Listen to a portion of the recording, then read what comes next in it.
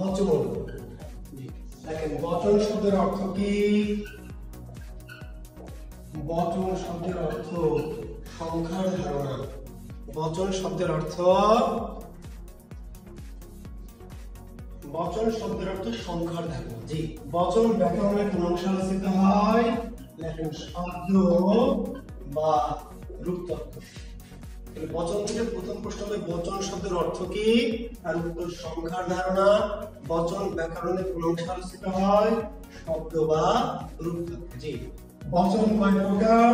লেখেন বচন দুই প্রকার। বচন দুই প্রকার, এক বচন আর কি বহু বচন। এক বচন আর বহু বচন। তবে পৃথিবীতে কিছু কিছু ভাষা আছে সেখানে বচন তিন প্রকার। যেমন পরীক্ষক যদি একটু চালাকি করে ওভার স্মার্ট পরীক্ষা করে বলবে সংস্কৃত ভাষায় বা সংস্কৃত ব্যাকরণে বচন কয় প্রকার। কিংবা আপনারা মাদ্রাসায় পড়ছেন এমন কোন ছাত্র যদি আমার কাছে থাকেন তাহলে আরবি ভাষা বা ফার্সি ভাষা এই সমস্ত ভাষায় বচন তিন প্রকার। কি কি?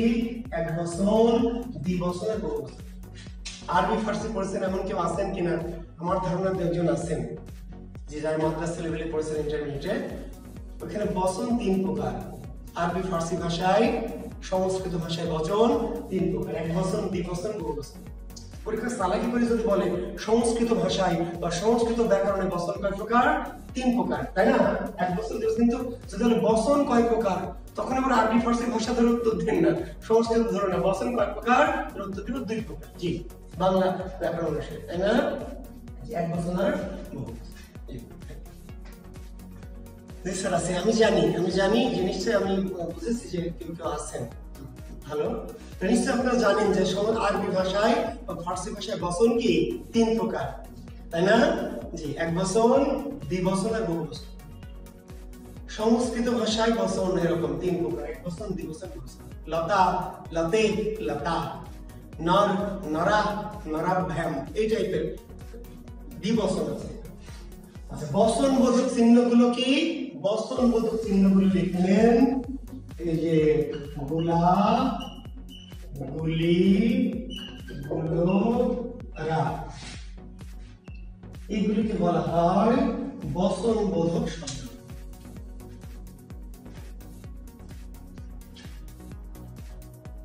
অনেকেই আছেন ওমর ফারুক, রাফি, সাকিবুল হক, যে অনেকে আরবি পড়েছেন, ভালো কথা। জি, আর ইব্রাহিম আর বোঝাবো ভাই, পুরুষ নারী সব বোঝাবো, একটু থাম, পড়াইতে দে। অনেক কিছু পড়ে সব বোঝাবো, পুরুষ নারী, বেটা ছেলে, মেয়ে ছেলে, ট্রান্সজেন্ডার, কোনো কিছু বাদ রাখবো না বাবা। আরো একটা দিন আছে ইনশাল্লাহ, সবই তুস করবো, একটু টাইম দে। তাহলে বচন বোধক চিহ্ন কি কি বা বচন বোধক শব্দগুলো কি কি? গুলা, গুলি, গুলো, রা।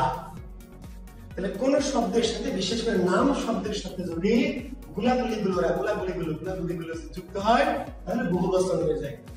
যেমন মানুষ, মানুষগুলো, গরু, গরুগুলো, মেয়ে, মেয়েগুলো, ফুল, ফুলগুলো। গুলো নাতে রাও দিতে পারে, ফুলেরা, মেয়েরা, পাখিরা। বুঝতে পারলেন? তার মানে যে কোনো নাম শব্দের সাথে যদি গুলাগুলি গুলোরা যুক্ত হয় তাহলে কি? তাহলে ইনশাআল্লাহ সেটা বহুবচন হয়ে যাবে। ঠিক আছে? হ্যাঁ, সাজ্জাদ ইবনে সাঈদ, ইনশাআল্লাহ চলে আসো। Omar Faruk, thank you. জি, এখন তাহলে ধরেন আমরা বললাম যে মানুষ, মানুষগুলো, গরু, গরুগুলো, পাখি, পাখিগুলো, তাই তো? এখন দেখেন একটি কথা, একটি শব্দ হচ্ছে কুসুম। তাহলে কুসুমের বহুবচন কি? কুসুম গুলো, না কুসুম গুলি, না কুসুমরা, না কুসুম গুলা? কুসুমের বহুবচন কুসুম নিচয়। কুসুমের বহুবচন কি? কুসুম নিচয়। তাহলে মানুষ নিচয়, মেয়ে নিচয়, কলম নিচয়, গরু নিচয় হবে না?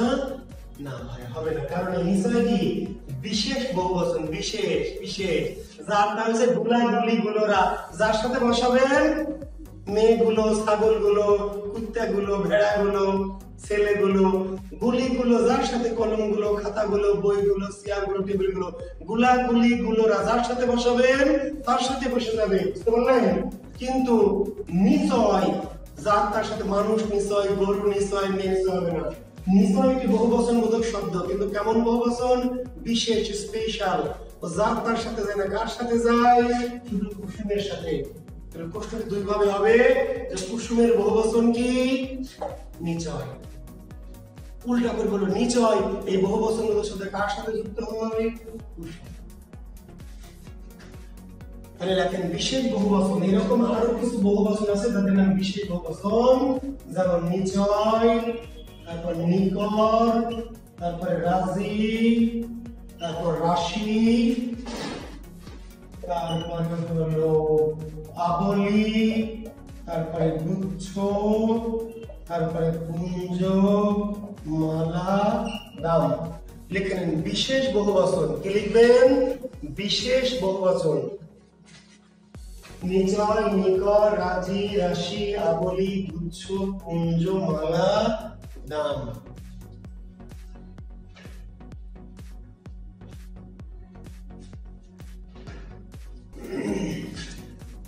এগুলোর নাম কি? বিশেষ বহুবচন। বিশেষ।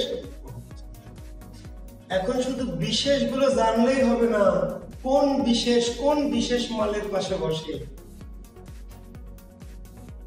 শুধু বিশেষ বহুবচন গুলি জেনারেল এতে কাম শেষ না। এই বিশেষ বহুবচন গুলি কোন কোন বিশেষ শব্দের পাশে বসে সেটি জানতে হবে। তাহলে নিচয় কার সাথে? কুসুমের সাথে। নিকর কার সাথে? নিকর বহুবচনটি কার সাথে যুক্ত হয়? কমল। কমল, কমল বোঝেন? কমল পদ্ম ফুল। জি, কমলের বহুবচন কি? কমল নিকর। রাজি, তারকা রাজি, বৃক্ষ রাজি। জি, রাজি দুটি শব্দের সাথে কার সাথে? তারকা রাজি, বৃক্ষ রাজি। তারকা রাজি, বৃক্ষ রাজি।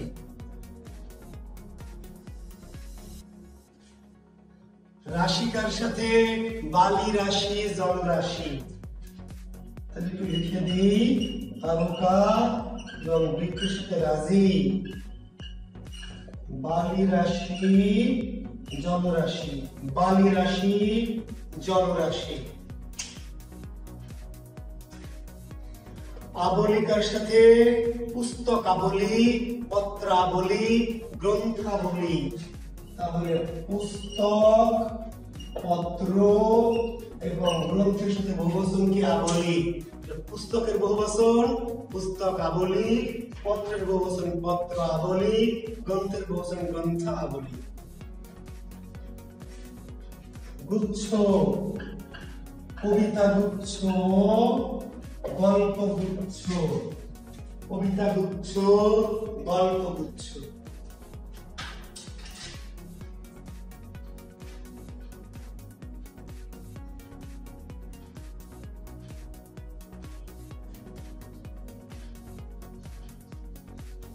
কুঞ্জ কার সাথে? কুঞ্জ কি? মেঘ কুঞ্জ, মেঘ। দ্বীপকুঞ্জ এবং গ্রহাণু। মেঘ, দ্বীপ এবং গ্রহাণু। অনেক সময় আমরা বলি মেঘমালা, ব্যাকরণিক ভাবে ভুল। অনেক সময় কবিতায়, গানে টানে আমরা ব্যবহার করি ছন্দ মেলানোর জন্য, কিন্তু মেঘমালা, মেঘের সাথে বহুবচন হিসেবে কি? কুঞ্জ। মেঘ কুঞ্জ। দ্বীপের বহুবচন দ্বীপপুঞ্জ। গ্রহাণুর বহুবচন গ্রহাণু পুঞ্জ। মালা, পর্বতমালা। মালা কার বহুবচন? পর্বতের বহুবচন পর্বতমালা। লিখেন আবার কিরণমালা, পর্বতমালা, কিরণমালা এমনি না। দাম, শৈবাল দাম। কি দাম? শৈবাল দাম। যে আমি বলেছি মিরাজ শেখ অনেক, আমি বলেছি ভাই অনেক সময় কবিতায়, গানে ওখানে ছন্দের ব্যাপার থাকে, তো মাত্রার ব্যাপার থাকে, যার ফলে কবিরা অনেক কিছু শব্দ ব্যবহার করেন, কিন্তু ব্যাকরণিকভাবে সেগুলি ব্যাকরণিকভাবে শুদ্ধ না। কিন্তু কবিরা কেন ব্যবহার করেন? কারণ তাদের ছন্দ মিলাতে গিয়ে, মাত্রা মিলাতে অনেক সময় ব্যবহার করতে হয়। হ্যাঁ, এই বিশেষ বিশেষ শব্দের সাথেই হবে। জি, শৈবাল দাম, তাহলে কুসুম নিচয়, কমল নিকর, তারকা বৃক্ষ রাজি, বালি রাশি জলরাশি, পুস্তক পত্র গ্রন্থাবলী, কবিতা গুচ্ছ, গল্পগুচ্ছ। এখানে আরেকটা আছে গল্প, পুষ্পগুচ্ছ, পুষ্পগুচ্ছ। জি, মেঘপুঞ্জ, দ্বীপপুঞ্জ, গ্রহণপুঞ্জ, পর্বতমালা, শৈবাল দাম। পুষ্প দাম না, পুষ্পগুচ্ছ, শৈবাল দাম। আর দাম আরেকটা সাথে বুঝবে, বিদ্যুৎ, বিদ্যুতের বহুবচন বিদ্যুৎ দাম। বিদ্যুতের বহুবচন কি? বিদ্যুৎ দাম। এবং দেখবেন শব্দটা আমি জানি আপনারা দেখতে পাচ্ছেন কিনা নিচে। আচ্ছা, আমি একটুখানি লিখছি, দেখেন বিদ্যুৎ প্লাস দাম, তখন শব্দটা দাঁড়ায় কি জানেন? বিদ্যুৎ দাম। জি, এরকম। এবং এটি আবার সন্ধিতে আসতে পারে, এই যে বিদ্যুৎ দাম, বিদ্যুৎ দাম না, এই সন্ধি বিদ্যুৎ প্লাস দাম। তাহলে বিদ্যুতের বহুবচন কি? বিদ্যুৎ দাম। তাহলে শৈবালের বহুবচন শৈবাল দাম, বিদ্যুতের বহুবচন বিদ্যুৎ দাম। তাহলে দাম কার সাথে বসে? শৈবাল আর বিদ্যুৎ। কিন্তু আছে, কিন্তু দাম তো শৈবাল বা বিদ্যুতের সাথে বসে, কিন্তু মাঝে মধ্যে শৈবাল বা বিদ্যুৎ যদি না থাকে তাহলে কুসুমের সাথেও বসে। পরকীয়া, পরকীয়া, এটা লাক্কাস। স্বামী যখন নাই, তাই না, তখন কি করে? এই দাম কার সাথে বসে? উত্তর দেবেন শৈবাল, অথবা শৈবাল না থাকলে বিদ্যুৎ। কিন্তু এই দুইটা মাঝে মাঝে কি করে? কুসুমের সাথে বসে। যে তাহলে কুসুম দাম বলা যাবে, বোঝা গেছে। তবে শৈবাল থাকলে দাম কার বহুবচন? উত্তর হবে শৈবালের, উত্তর হবে বিদ্যুতের। এর যদি অপশনে না পান তাহলে বিকল্পে কুসুম দাম, কুসুম দাম। কুসুম মূলত নিচয়, কুসুম কার বহুবচন? নিচয়ের। যে হ্যাঁ, সৌরভ সরকার, পাউলি দাম না, এখানে চলবে না। জি, ওটা আলাদা দাম। জি, বোঝাতে পারলাম? তাহলে কুসুম মাঝে মধ্যে দামের সাথে কি পরকীয়া মারে আর কি, যখন দামের অন্য মালগুলা কি দেশের বাইরে থাকে বা কাজে ব্যস্ত থাকে। জি, আর এই যে বহুবচন, এদের আমার নাম অপ্রাণীবাচক বহুবচন। তারপরে লিখে নেন, এই বিশেষ বহুবচনগুলি তো বিশেষ, প্লাস এদের আমার নাম কি? অপ্রাণীবাচক বহুবচন। অপ্রাণীবাচক। জি, অপ্রাণীবাচক বহুবচন। তাহলে প্রশ্ন হবে নিচের কোনটি অপ্রাণীবাচক বহুবচন? তাহলে এই যে বিশেষ বহুবচনগুলির নাম আবার অপ্রাণীবাচক। নিচয়, নিকর, রাজি, রাশি, আবলি, দাম, গুচ্ছ, পুঞ্জ, মালা। ঠিক আছে? তাহলে এই বহুবচনগুলি বিশেষ প্লাস কি অপ্রাণীবাচক বহুবচন।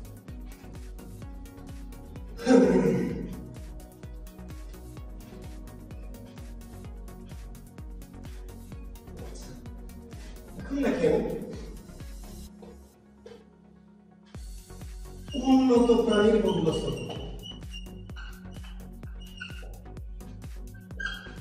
উন্নত প্রাণীর, হ্যাঁ, কেশ দাম, কেশ গুচ্ছ না কেশ দাম, কেশ দাম হবে, কেশ দাম হবে, তবে কেশ গুচ্ছ বেশি শুদ্ধ। আনন্দ কিরণ, কেশ দাম হয় তবে কেশ গুচ্ছ। গল্প গুচ্ছ, কবিতা গুচ্ছ, পুষ্প গুচ্ছ, কেশ গুচ্ছ।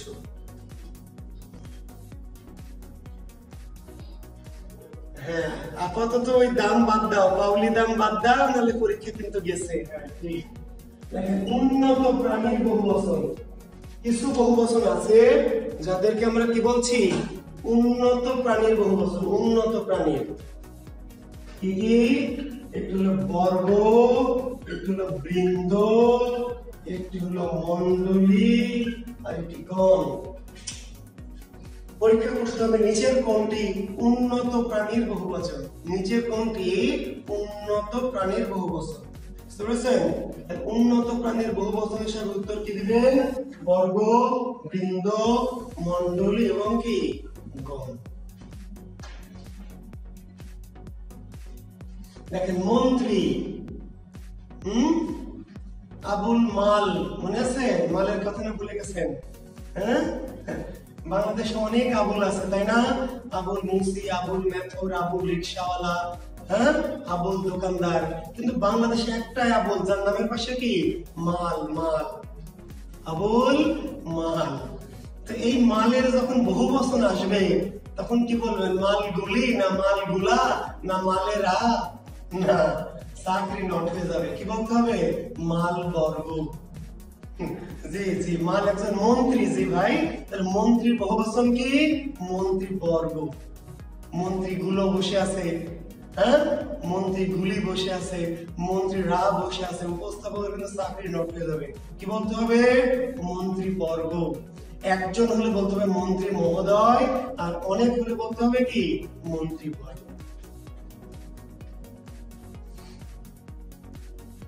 বুঝতে পারলেন?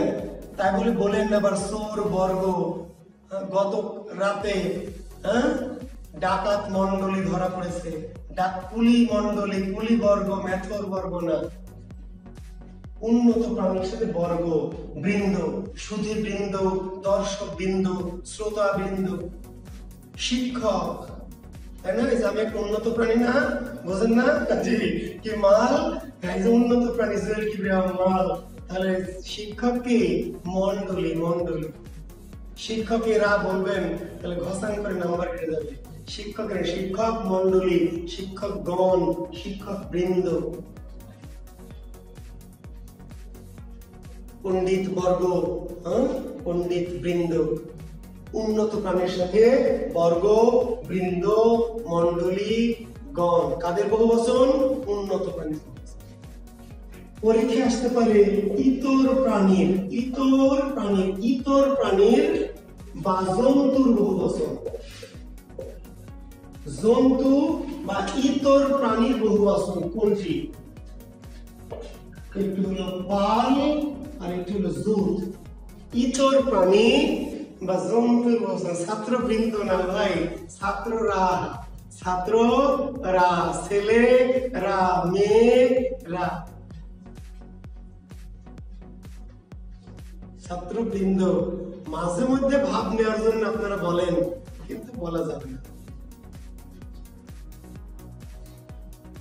পাল এবং জুত ইতর প্রাণীর বহুবচন, ইতর প্রাণীর বহুবচন।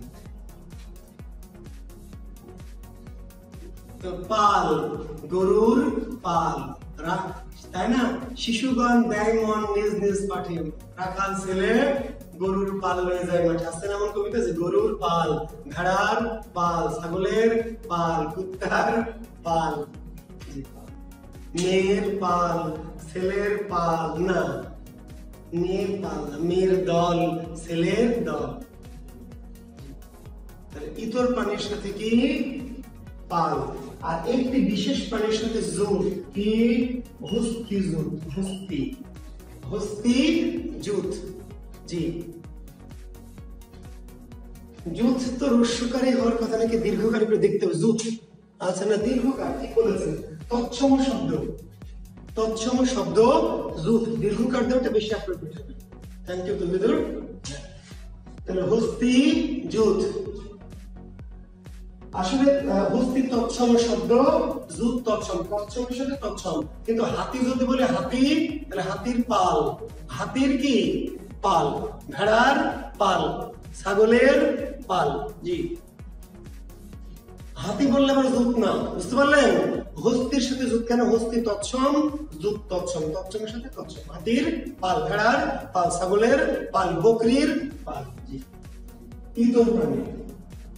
এখন পরীক্ষা প্রশ্ন হবে এমন যে প্রাণী অপ্রাণী উভয়ের বহুবচন হিসেবে কোনটি? প্রাণী, অপ্রাণী। প্রাণী, অপ্রাণী উভয়ের ক্ষেত্রে ব্যবহৃত বহুবচন। প্রাণী, অপ্রাণী উভয়ের ক্ষেত্রে ব্যবহৃত বহুবচন। কুল, সব, সকল। কুল, সব, সকল, সমূহ। কুল, সব, সকল এবং কি সমূহ। শুরু হবে আশরাফুল শাহিন 43-এর কোর্স ইনশাআল্লাহ আমরা 19 তারিখের পর থেকে শুরু করব বাবা। 19 তারিখের পর যে কোনো সময় আমরা ইনশাআল্লাহ 43-এর কোর্স শুরু করব। প্রাণী এবং অপ্রাণী উভয় ক্ষেত্রে ব্যবহৃত বহুবচন কোনটি? কুল, সব, সকল, সমূহ। কুল, সব, সকল, সমূহ। পড়েন কুল, পক্ষী কুল, বৃক্ষ কুল, মনুষ্য কুল, সব, পাখি সব, করে রব, রাতে পোহাইল, পাখি সব। আবার দেখবেন ভাই সব, ভাই সব, ভাইয়ের সাথেও সব, পাখির সাথেও সব, বৃক্ষ সকল, পক্ষী সকল, মনুষ্য সকল। এই যে কুল, সব, সকল এবং সমূহ কেমন বহুবচন? প্রাণী এবং অপ্রাণী উভয়ের ক্ষেত্রে ব্যবহৃত বহুবচন কুল, সব, সকল এবং সমূহ। এখন বলেন ভাই, বাঘ এটি একবচন না বহুবচন?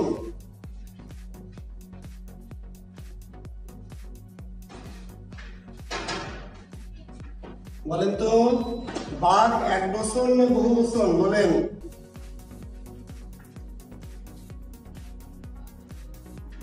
ভোলা ক্যামেরা, লেখা স্পষ্ট না, কিছুক্ষণ পরে কি ওই অটো কি ইয়ে হয়ে যাচ্ছে নাকি 2 ঘন্টা পরে? তাই তো ক্যামেরাটা খোলা হয়ে যাচ্ছে।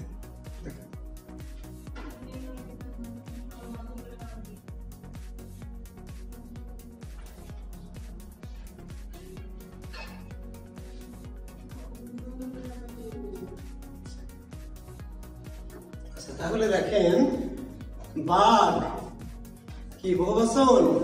ইব্রাহিম, তাহলে একবচন কি বাঘগুলো? বাঘ যদি বহুবচন হয় তাহলে বাঘগুলো কি একবচন? হ্যাঁ, তাহলে দেখেন বাঘ একবচন, বাঘগুলো বহুবচন। জি। ফুল একবচন, ফুলগুলো বহুবচন। তার মানে যখন বহুবচন বোধক চিহ্ন না থাকবে ততক্ষণ বহুবচন বোঝাবে না ভাই। বহুবচন বোধক চিহ্ন অবশ্যই কি থাকতে হবে, না হলে বহুবচন বোঝাবে না। বুঝতে পেরেছেন? তার মানে বাঘ কখনো বলবেন না বহুবচন। বাঘ একবচন, শিয়াল একবচন, ফুল একবচন, মানুষ কি একবচন। বহুবচন কি মানুষেরা বা মানুষগুলো। হ্যাঁ, কিন্তু যখন বনে বাঘ আছে, এবার আপনাকে প্রশ্ন, বনে বাঘ আছে, এবার বাঘ আর একবচন, এবার বহুবচন। এটাকে বলা হয় বহুবচনের বিশেষ প্রয়োগ। কি বলা হয়? বহুবচন না, এটা বহুবচনের প্রয়োগ। প্রয়োগ, জি। একবচন লিখে বহুবচন প্রয়োগ করা হবে, এর নাম লেখেন বহুবচনের বিশেষ প্রয়োগ। ভাই, বহুবচনের বিশেষ প্রয়োগ। বাঘ বহুবচন না, বাঘ একবচন, শিয়াল একবচন, ফুল একবচন, সিংহ একবচন। কিন্তু বাক্যে যখন আমরা লিখবো বনে বাঘ আছে, বনে সিংহ আছে, তখন একবচন লিখে আমরা কি করছি? বহুবচনের প্রয়োগ ঘটাচ্ছি বা বোঝাচ্ছি, মিনিং করছি। একবচন ব্যবহার করে যদি বহুবচন প্রয়োগ করা হয়, বোঝানো হয়, তাকে বলা হবে বহুবচনের বিশেষ প্রয়োগ। যখন এমনি বলবে ফুল কোন বচন, তাহলে ডেফিনেটলি আপনাকে উত্তর দিতে হবে একবচন। কিন্তু যখন বলবে যে বাগানে ফুল ফুটেছে, বাগানে ফুল ফুটেছে, তখন কিন্তু একবচনে লিখেছি আমরা, কিন্তু অর্থ বোঝাতে চেয়েছি কি বহুবচন, বোঝাতে চেয়েছি বহুবচন। তাহলে একবচন লিখেছি, বহুবচন বোঝাচ্ছি, এর নাম বহুবচনের বিশেষ প্রয়োগ। এই যে লোক একবচন, লোক কি একবচন, লোকগুলো, লোকেরা বহুবচন। কিন্তু যখন আমরা বলছি এভাবে যে বাজারে লোক জমেছে, বাজারে লোক জমেছে, তো একটা লোক কি জমতে পারবে না? জমতে হলে অনেক লোক লাগবে। ফলে এখানে একবচন আমরা লিখেছি, কিন্তু প্রয়োগ করেছি বা বুঝিয়েছি কি বহুবচন। তাহলে এর নাম বহুবচনের বিশেষ প্রয়োগ। আবার বহুবচন না, বহুবচনের আসলে আমরা লিখেছি একবচন, বহুবচন লিখিনি, লিখেছি একবচন আর প্রয়োগ করেছি বা বুঝিয়েছি বহুবচন। ইহার নাম বহুবচনের বিশেষ প্রয়োগ।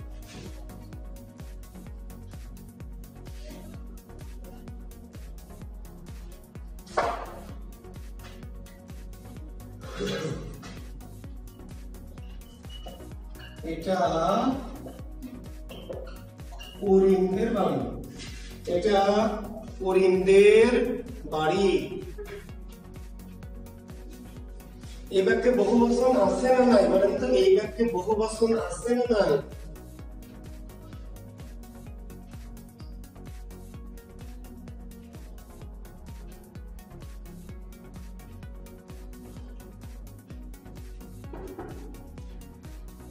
এটাই করিমদের বাড়ি।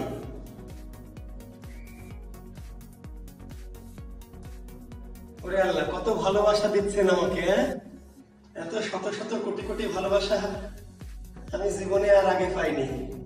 হ্যাঁ, খালি ভালোবাসা উঠতেছে মোবাইলের মধ্যে।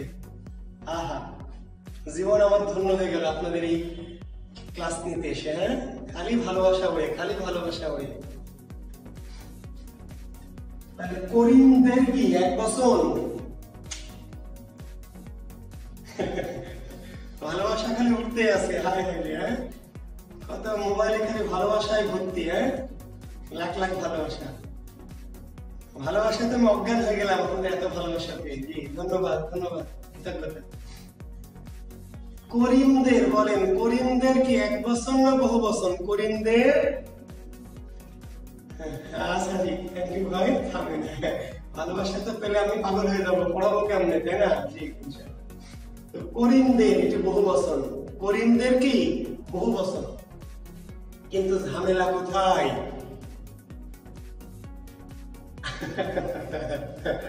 আলেয়া নিয়ে কই পড়ে থাকি সাজ্জাদ? তোমাদের নিয়ে তো পড়ে থাকি রে বাবা। আলেয়াকে পাই কই? আলেয়া তো মরিচিকা, বোঝো নাই সাজ্জাদ? হ্যাঁ, তোমরাই তো আমাদের সব, শিক্ষার্থীরাই তো আমাদের সব বাবা। আলেয়া তো মরিচিকা, মায়া।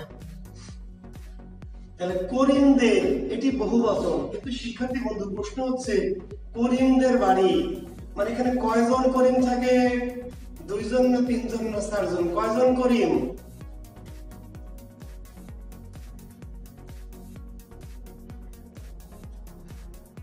কাজী Momo queen, 1,00,000% love. Thank you. কয়জন করিম আছে বাড়িতে? কয়জন করিম? 3 জন না 4 জন না 5 জন? 1 জন। তাহলে বহুবচন কেমনে হলো? বহুবচন কেমনে হলো?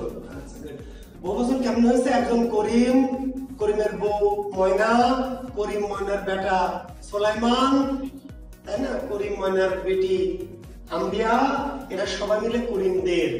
তার মানে করিম একজন, কিন্তু করিমদের বলতে করিমের সাথে আরো অনেকে মিলেই বহুবচন। এখন এইখানে একটা ঝামেলা হচ্ছে। আমরা যখন বলছি যে কলম গুলো দাও, তখন কি কলমের সাথে খাতা এগুলো আসবে? কলম গুলো মানে অনেকগুলো কলম।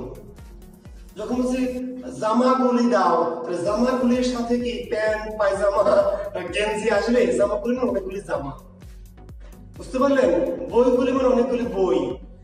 কিন্তু যখন আমরা করিমদের বাড়ি বলছি, অনেকগুলো করিম না, করিম একজন, সোকেন একজন, ময়না একজন, সুলাইমান একজন। তাহলে ভিন্ন ভিন্ন একাধিক মানুষ মিলে বহুবচন। একে বলা হয় বিশেষ নিয়মে গঠিত বহুবচন। বিশেষ নিয়মে গঠিত বহুবচন। বিশেষ নিয়মে গঠিত বহুবচন। বচনের এটুকুই শেষ কথা, বিরক্ত হবেন না, ভালো করে শোনেন। যে এর আগে আমরা পড়লাম যে আমরা একবচন লিখে বহুবচন বোঝাচ্ছি, একবচন লিখে কি বহুবচন বোঝাচ্ছি। এর নাম বহুবচনের বিশেষ প্রয়োগ।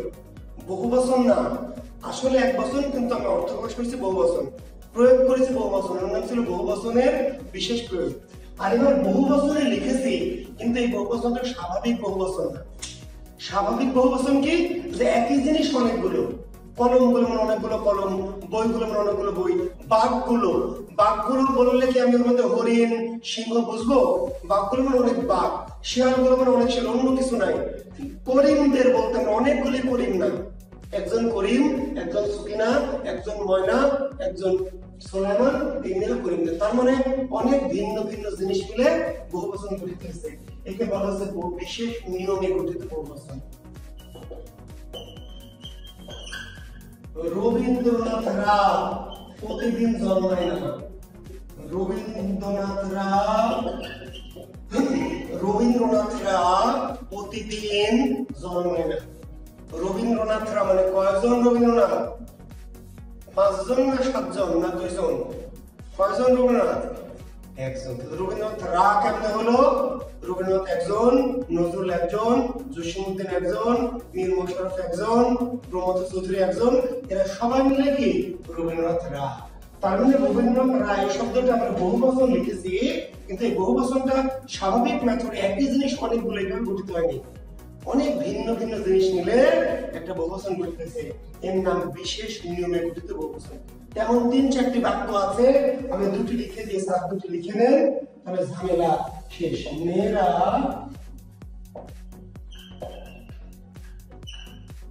মেয়েরা কানাকানি করছে আর সকলে জানে। এই 4টি বাক্য লিখে মনে রাখবেন ভাই, যে এই 4টি বাক্যে বহুবচন গঠিত হয়েছে কেমনে? বিশেষ নিয়ম, স্পেশালি। বহুবচন হতে হলে একই জিনিস অনেকগুলো লাগে, কিন্তু এই ক্ষেত্রে অনেক আলাদা আলাদা জিনিস মিলে বহুবচন হয়েছে, এদের নাম বিশেষ নিয়মে গঠিত বহুবচন। আর আগে যেগুলো পড়ালাম সেগুলো আমরা লিখেছিলাম একবচন শব্দ, কিন্তু প্রয়োগ করেছিলাম বহুবচন। এগুলো ছিল বহুবচনের বিশেষ প্রয়োগ। জি।